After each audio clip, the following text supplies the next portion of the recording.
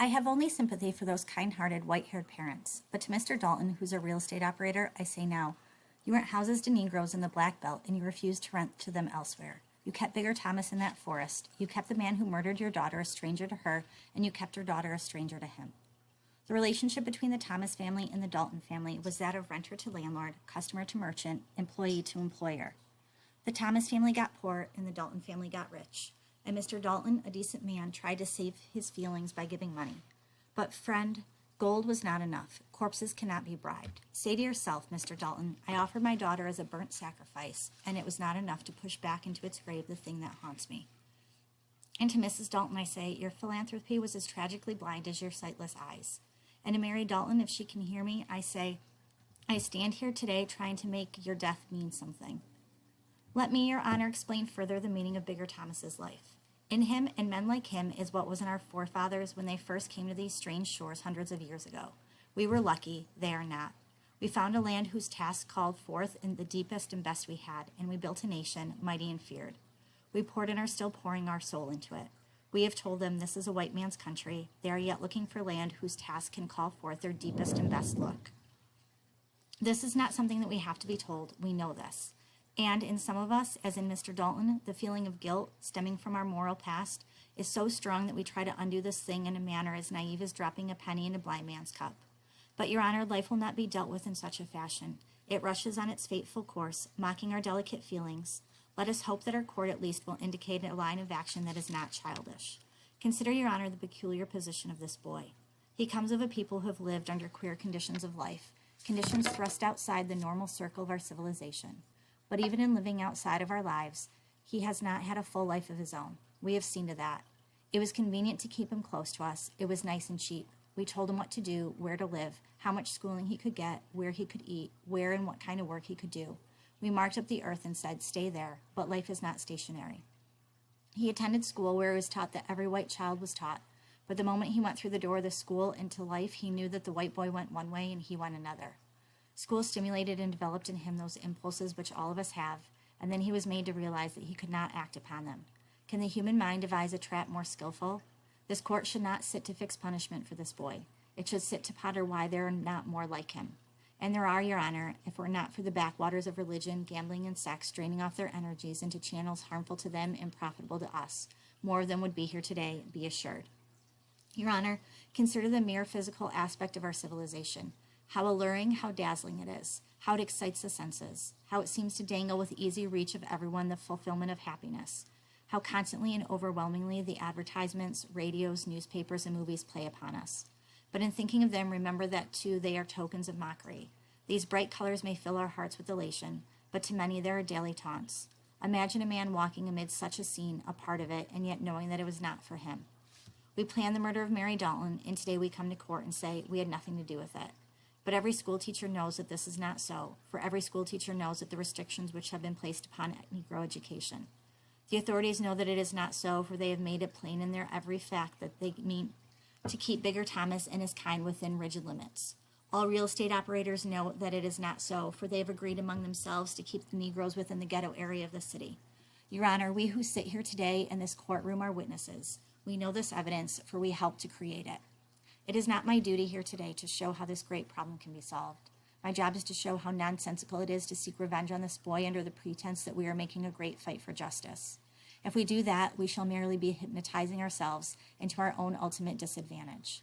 But the question may be asked, if this boy thought he was somehow wronged, why did he not go to a court of law and seek a redress of his grievances? Why should he take the law into his own hands? Your Honor, this boy had no notion before he murdered, and he has none now, of how being wronged by any specific individuals. And to be honest with you, the very life he has led has created in him a frame of mind which makes him expect much less of this court than you will ever know. It is indeed unfortunate that Mary Dalton should have been the woman who approached him that night, and it is unfortunate that Jan alone should have been the man who sought to help him. He murdered one and tried to lay blame for that murder on the other. But Jan and Mary were not human beings to Bigger Thomas. Social custom had shoved him far away from that they were not real to him. What would a boy, free from warping influences, which had played so hard upon Bigger Thomas, have done that night when he found himself alone with that drunk girl? He would have gone to Mr. and Mrs. Dalton and told them that their daughter was drunk, and the thing would have been over. There had been no murder, but the way we've treated this boy made him do the very thing we did not want. Or am I wrong? Maybe we wanted him to do it. Maybe we would have no chance or justification to stage attacks against hundreds of thousands of people if he had acted sanely and normally. Maybe we would have had to go to the expensive length of inventing theories to justify our attacks if we had treated him fairly. This boy's crime was not an act of retaliation by an injured man against a person who thought he had injured him. If it were, then the case would be simple indeed. This is a case of a man's mistaking a whole race of men as a part of the natural structure of the universe and of his acting toward them accordingly. He murdered Mary Dalton accidentally, without thinking, without plan, without conscious motive. But after he murdered, he accepted the crime, and that's the most important thing. It was the first full act of his life. It was the most meaningful, exciting, and stirring thing that had ever happened to him. He accepted it because it made him free, gave him the possibility of choice, of action, the opportunity to act and to feel that his actions carried weight. We are dealing here with an impulse stemming from the deep down. We are dealing here not with how man acts towards man, but with how a man acts when he feels that he must defend himself against or adapt to the total natural world in which he lives. The central fact to be understood that it is not who wronged this boy, but what kind of vision of the world did he have before his eyes, and where did he get such a vision as to make him, without premeditation, snatch the life of another person so quickly and instinctively that even though there was an element of accident in it, he was willing to commit after the crime to say, yes, I did it, I had to. I know that it is the fashion these days for a defendant to say, everything went blank to me, but this boy does not say that. He says the opposite. He says he knew what he was doing, and he felt he had to do it. He said he feels no sorrow for having done it. Do men regret when they kill in war? Does the personality of a soldier come at you over the top of trench matter? No. You kill to keep from being killed. And after a victorious war, you return to your free country, just as this boy, with his hands stained with the blood of Mary Dalton, felt that he was free for the first time in his life. Your Honor, the most pathetic aspect of this case is that a young white woman, a student at a university, ignorant and thoughtless, though educated, tried to undo as an individual a gigantic wrong accomplished by a nation through 300 long years, and was misunderstood and is now dead because of that misunderstanding. It has been said that the proof of the corrupt and vile heart of this boy is that he slew a woman who was trying to be kind to him. In the face of that assertion, I ask the question, is there any great proof that his heart was not corrupt and vile than that he slew a girl who was trying to be kind? Oh yes, he hated the girl, and why not? She was acting toward him in such a way as no white face usually acts towards a Negro.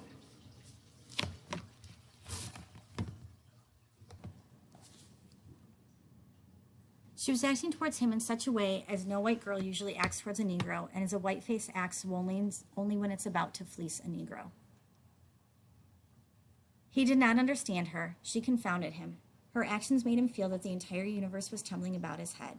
What would any man in his courtroom do if the sun should suddenly turn green? Look, Your Honor, with great and elaborate care, we conditioned Mary Dalton so that she would regard Bigger Thomas as a kind of beast. And under the penalty of death, we commanded Bigger Thomas to avoid Mary Dalton. Fateful circumstances threw them together. Is it surprising that one of them is dead and the other is on trial for his life? Look, Your Honor, even in this courtroom, even here today, Negro and white are separated. See those Negroes sitting together behind the railing? No one told them to sit there. They sat there because they knew that we did not want them on the same bench with us. Multiply Bigger Thomas 12 million times, allowing for environmental and temperamental variations, and for those Negroes who are completely under the influence of the church, and you have the psychology of the Negro people. But once you see them as a whole, once your eyes leave the individual and encompass the mass, a new quality comes into the picture. Taken collectively, they are not simply 12 million people. In reality, they constitute a separate nation, stunted, stripped, and held captive within the nation, devoid of political, social, economic, and property rights. Do you think that you can kill one of them, even if you killed one every day in a year, and make the others so full of fear that they would not kill? No, such a foolish policy has never worked and never will. The more you kill, the more you deny and separate, the more will they seek another way of life, however blindly and unconsciously. And out of what can they weave a different life? Out of what can they mold a new existence, living organically in the same towns and cities, the same neighborhoods with us? I ask out of what, but what are we and own? We allow them nothing. We allowed Bigger Thomas nothing. We sought another life and accidentally found one, found it at the expense of all that we cherish and hold dear. Men once oppressed our forefathers to the extent that they viewed other men as material out of which to build a nation. We in turn have oppressed others to such a degree that, fumbling as yet, they try to construct meaning lives out of us. Cannibalism still lives. Your Honor, there are 4 times as many Negroes in America today as there were people in the original 13 colonies when they struck for their freedom. Those 12 million Negroes, conditioned broadly by our own notions as we were European ones when we first came here, are struggling within unbelievably narrow limits to achieve that feeling of at-homeness for which we once strove so ardently. And compared with our own struggle, they are striving in conditions far more difficult. If anybody can, surely we ought to be able to understand what these people are after. This vast stream of life, dammed and muddied, is trying to sweep toward the fulfillment which all of us seek so fondly, but find so impossible to put into words. When we said that men are endowed with certain inalienable rights, among these are life, liberty, and the pursuit of happiness, we did not pause to define happiness. That is the unexpressed quality in our quest, and we have never tried to put it into words. That is why we say, let each man serve God in his own fashion. But there are some broad features of the kind of happiness we are seeking which are known. We know that happiness comes to men when they are caught up, absorbed in a meaningful task or duty to be done, a task or duty which in turn sheds justification and sanction back down upon their humble labors. We know that this may take forms. In religion, it is a story of the creation of man, of his fall, and of his redemption, compelling men to order their lives in certain ways, all cast in terms of cosmic images and symbols, which swallow the soul in fullness and wholeness. In art, science, industry, politics, and social action, it may take other forms. But these 12 million Negroes still have access to none of these highly crystallized modes of expression, save that of religion. And many of them know religion only in its most primitive form. The environment of tense urban centers has all but paralyzed the impulse for religion as a way of life for them today, just as it has for us. Feeling the capacity to be, to live, to act, to pour out the spirit of their soul into concrete and objective form, with a high fervor born of their racial characteristics, they glide through our complex civilization like wailing ghosts. They spin like fiery planes lost from their orbits. They wither and they die like trees ripped from native soil. Your Honor, remember that men can starve from a lack of self-realization as much as they can from a lack of bread, and they can murder for it too. Did we not build a nation? Did we not wage war and conquer in the name of the dream to realize our personalities and to make those realized personalities secure? Do you think that the laws of human nature stopped operating after we had our feet upon our roads? We've had to struggle so hard for our right to happiness that we have all but destroyed the conditions under which we and others can still be happy. This Negro boy, Bigger Thomas, is part of a furious blaze of liquid life energy which once blazed and is still blazing in our land. He is a hot jet of life that spattered itself in futility against a cold wall. But did Bigger Thomas really murder? At the risk of offending the sensibilities of this court, I ask the question in the light of the ideals by which we live. Looked at it from the outside, maybe it was murder, yes, but to him it was not murder. If it was murder, then what was the motive?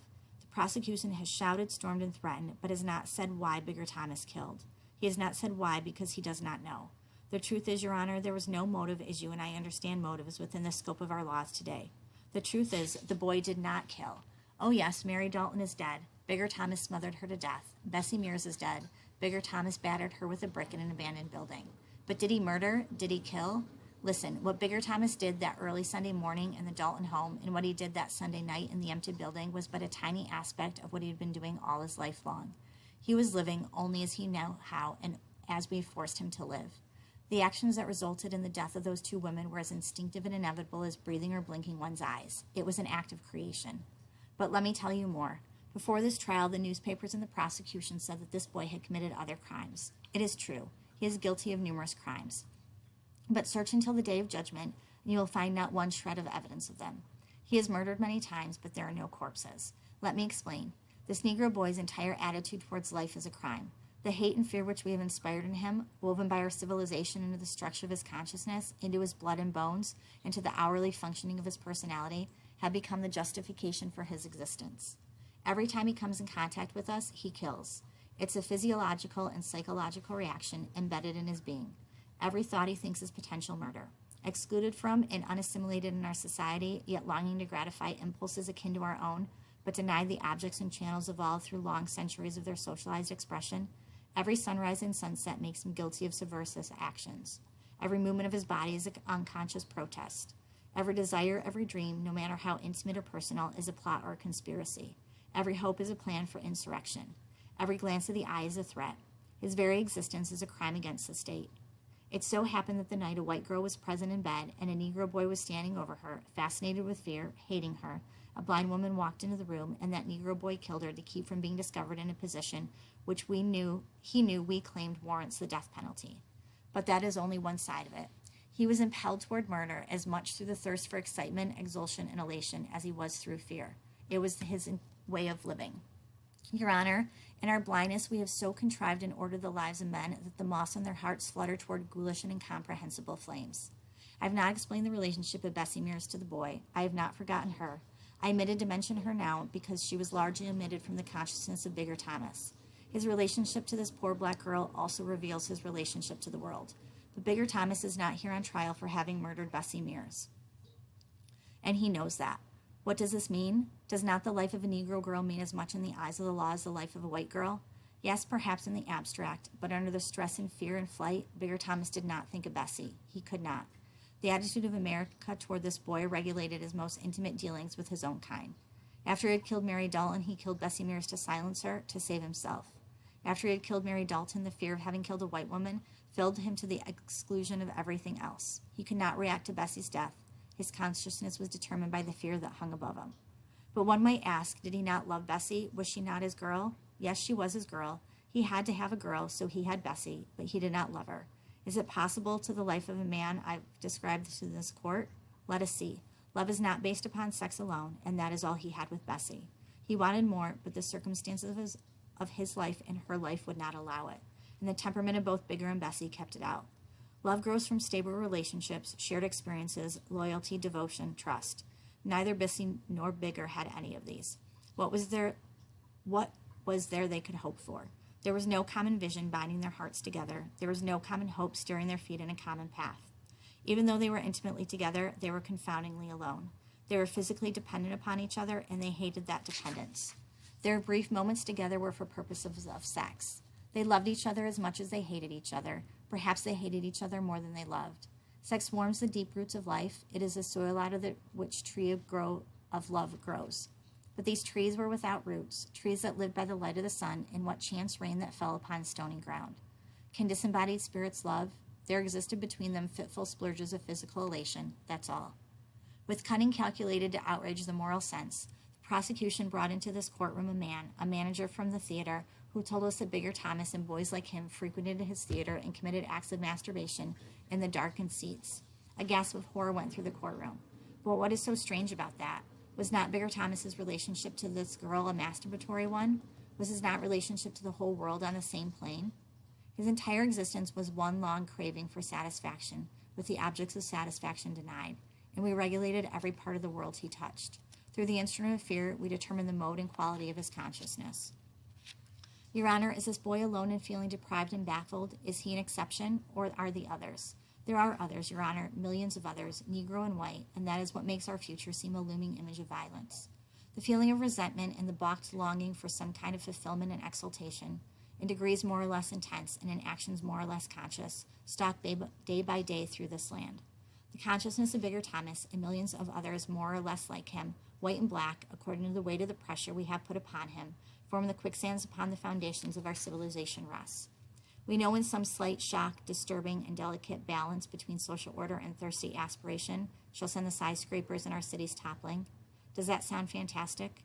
I assure you that it is no more fantastic than those troops and that waiting mob whose presence and guilty anger pretends something which we dare not even think. Your Honor, Bigger Thomas was willing to vote for and follow any man who would have led him out of the morass of pain and hate and fear. As that mob outdoors is afraid of one man, what will it feel if millions rise? How soon will someone speak the word the resentful millions will understand, the word to be, to act, to live? Is this court so naive as to think they will not take the chance that is even less risky than Bigger Thomas took? Let us not concern ourselves with that part of Bigger Thomas's confession that he says he murdered accidentally, that he did not rape the girl. It really does not matter. What does matter is that he was guilty before he killed. That was why his whole life became so quickly and naturally organized, pointed, charged with a new meaning when this thing occurred. Who knows when another accident involving millions of men will happen, an accident that will be the dreadful day of our doom. Lodged in the heart of this moment is a question of power which time will unfold. Your Honor, another civil war in these states is not impossible, and if the misunderstanding of what this boy's life means is an indication of how men of wealth and property are misreading the consciousness of the submerged millions, one may truly come. Listen, I've talked with this boy. He has no education. He is poor. He is black. And you know what we have made those things mean in our country? He is young and not yet thoroughly experienced in the ways of life. He is unmarried and does not know the steady influence of a woman's love or what such a love can mean to him. I say I talked with him. Did I find ambition there? Yes, but it was blurred and hazy with no notion of where it was to find an outlet. He did not have a chance. He believed it. His ambition was chained, held back, a pool of stagnant water. I say I talked with him. Did he have the hope of a better life? Yes, but he kept it down under rigid control. He moved through our crowded streets, drove our cars for us, waited upon our tables, ran our elevators, holding this thing tightly down in him. In every town and city you see him, laughing because we pay and expect him to laugh. What would happen if he wanted to get to that very atmosphere of our times has taught him as well as us that every man should have if he is able-bodied, of average intelligence, insane? You know as I will, there would be riots. Yes, Your Honor, if there was ever an unpredictable in our midst, this is it. I do not propose that we try to solve the entire problem here in this courtroom today. That is not within the province of our duty, nor even, I think, within the scope of our ability. But our decision as to whether this black boy is to live or die can be made in accordance with what actually exists. It will at least indicate that we see and know, and our seeing and knowing will compromise a consciousness of how inescapably this one man's life will confront us 10 million-fold in the days to come. I ask that you spare this boy, send him to prison for life. I ask this not because I want to, but because I feel I must. I speak under the threat of mob rule and have no desire to intensify the already existing hate. What would prison mean to Bigger Thomas? It holds advantage for him that a life of freedom never had. To send him to prison would be more than an act of mercy. You would be for the first time conferring life upon him. He would be brought for the first time within the orbit of our civilization. He would have an identity, even though it be but a number. He would have for the first time an openly designated relationship with the world. The very building in which he would spend the rest of his natural life would be the best he has ever known. Sending him to prison would be the first recognition of his personality he's ever had. The long, black, empty years ahead would constitute for his mind and feelings the only certain and durable object around which he could build a meaning for his life. The other intimates would be the first men with whom he could associate on a basis of equality.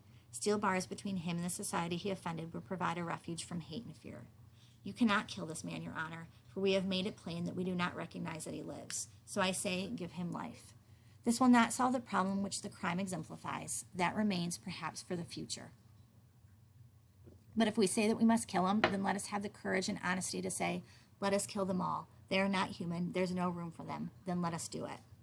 We cannot, by giving him life in prison, help the others. We do not ask that this court even try. But we can remember that whether this boy lives or dies, the marked-off ghettos where this boy lived will remain. The mounting tide of hate on the one hand and the guilt on the other, one engendering fear and hate and the other engendering guilt and rage, will continue to grow. But at least this ruling, the sending of this boy to jail, out of considerations I have named, will be the first recognition of what is involved here. I say, Your Honor, give this boy his life, and in making this concession we hold upon those two fundamental concepts of our civilization, those two basic concepts upon which we built the mightiest nation in history, personality and security, the conviction that the person is inviolate and that which sustains him is equally so. Let us not forget that the magnitude of our modern life, our railroads, power plants, ocean liners, airplanes, and steel mills, flowered from these two concepts, grew from our dream of creating an invulnerable base upon which man and his soul can stand secure. Your Honor, this court and those troops are not the real agencies that keep the public peace. Their mere presence is proof that we are letting peace slip through our fingers. Public peace is the act of public trust. It is the faith that all are secure and will remain secure. When men of wealth urge and use the show of force, quick death, swift revenge, then it is to protect a little spot of private security against the resentful millions from whom they've filched it, the resentful millions in whose militant hearts the dream and hope of security still lives. Your Honor, I ask in the name of all that we are and believe that you spare this boy's life. With every atom of my being, I beg this in order that not only may this black boy live, but that we ourselves may not die. Bigger heard Max's last words ring out in the courtroom. When Max sat down, he saw that his eyes were tired and sunken. He could hear his breath coming and going heavily. He had not understood the speech, but he had felt the meaning of it in some of the tone of Max's voice. Suddenly he felt that his life was not worth the effort that Max had made to save it.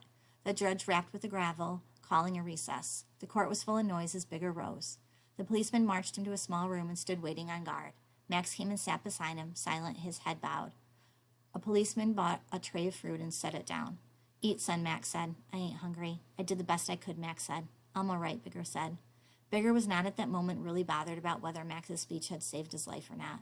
He was hugging the proud thought that Max had made the speech all for him to save his life. It was not the meaning of the speech that gave him pride, but the mere act of it. That in itself was something. The food on the tray grew cold. Through a partly open window, Bigger heard the rumbling voices of the mob. Soon he would go back and hear what Buckley would say. then it would all be over, save for what the judge would say. And when the judge spoke, he would know if he was to live or die. He leaned his head on his hands and closed his eyes. He heard Max stand up, strike a match, and light a cigarette. Here, take a smoke, Bigger. He took one, and Max held the flame. He sucked the smoke deep into his lungs and discovered that he did not want it. He held the cigarette in his fingers, and the smoke curled up past his bloodshot eyes. He jerked his head when the door opened. A policeman looked in. Court's opening in 2 minutes. All right, Max said. Flanked again by policemen, Bigger went back to court. He rose when the judge came and then sat again. The court will hear the state, the judge said. Bigger turned his head and saw Buckley rise. He was dressed in a black suit, and there was a tiny pink flower in the lapel of his coat. The man's very look and bearing, so grimly assured, made Bigger feel that he was already lost. What chance had he had against a man like that? Buckley lifted his lips and looked out over the crowd, and then turned to the judge. Your Honor, we all dwell in a land of living law embodied in the will of the people. As an agent and servant of the law, as a representative of the organized will of the people, I am here to see that the will of the people is executed firmly and without delay. I intend to stand here and see that it is done, and if it is not done, then it will be only over my most solemn and emphatic protest. As a prosecuting officer of the state of Illinois, I come before this honorable court to urge that the full extent of the law, the death penalty, the only penalty of law that is feared by murderers, be allowed to take its course in this most important case. I urge this for the protection of our society, our homes, and our loved ones. I urge this in the performance of my sworn duty to see, insofar as I am humanly capable, that the administration of the law is just, that the safety and sacredness of human life are maintained, that the social order is kept intact, and that the crime is prevented and punished. I have no interest in feeling in this case beyond the performance of my sworn duty. I represent the families of Mary Dalton and Bessie Mears and 100 million law-abiding men and women of this nation who are laboring in duty or industry. I represent the forces which allow the arts and sciences to flourish in freedom and peace, thereby enriching the lives of all. I shall not lower the dignity of this court nor the righteousness of the people's cause by attempting to answer the silly, alien, communistic, and dangerous ideas advanced by the defense. And I know of no better way to discourage such thinking than the imposition of the death penalty upon this miserable human fiend, Bigger Thomas. My voice may seem harsh when I say impose the death penalty and let the law take its course in spite of the specialist call for sympathy. But I am really mercifully and sympathetic because the enforcement of this law in its most drastic form will enable millions of honest men and women to sleep in peace tonight, to know that tomorrow will not bring the black shadow of death over their homes and lives. My voice may sound vindictive when I say, make the defendant pay the highest penalty for his crimes. What I am saying really is that the law is sweet when it is enforced and protects a million worthy careers, when it shields the infant, the aged, the helpless, the blind, and insensitive from the ravishing of men who know no law, no self-control, and no sense of reason. My voice may sound cruel when I say the defendant merits the death penalty for his self-confessed crime, but what I am really saying is that the law is strong and gracious enough to allow all of us to sit here in this courtroom today and try this case with dispassionate interest, and not tremble with fear that this very moment some half-human black ape may be murdering through the windows of our homes to rape, murder, and burn our daughters. Your Honor, I say that it is holy law, that is the foundation of all our cherished values. It permits us to take for granted the sense of the worth of our persons and turn our energies to higher and nobler ends. Man stepped forward from the kingdom of the beast the moment he felt that he could think and feel in security, knowing the sacred law had taken the place of the gun and knife. I say that the law is holy because it makes us human, and woe to the men and the civilization of those men who, in misguided sympathy or fear, weaken the stout structure of the law which ensures the harmonious working of our lives on this earth. Your Honor, I regret the defense has raised the viscous issue of race and class hate in this trial.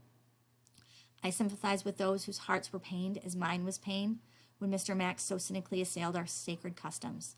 I pity this man's deluded and diseased mind.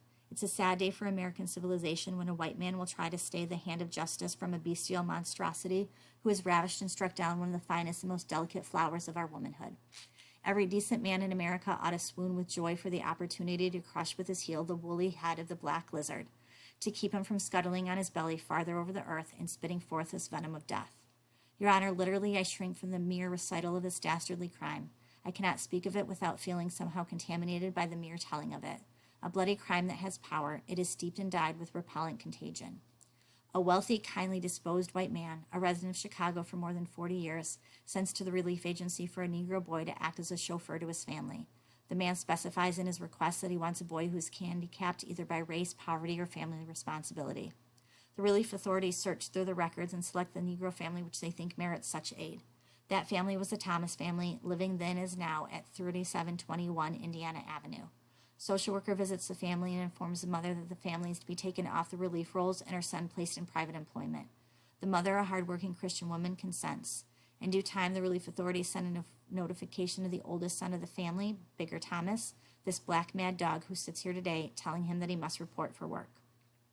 What was the reaction of the sly thug when he learned that he had an opportunity to support himself, his mother, his little sister, and his little brother?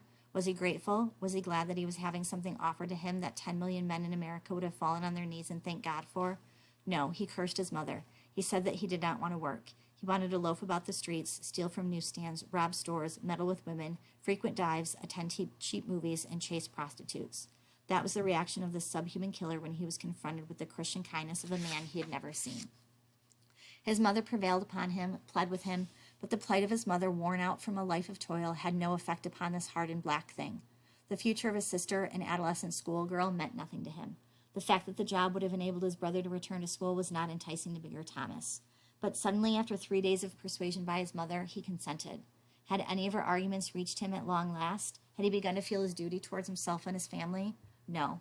Those were not the considerations that drove this rapacious beast from his den into the open. He consented only when his mother informed him that the relief would cut off their supply of food if he did not accept. He agreed to go to work. His mother, counsel for the defendant, with characteristic comments that I could not supply him for the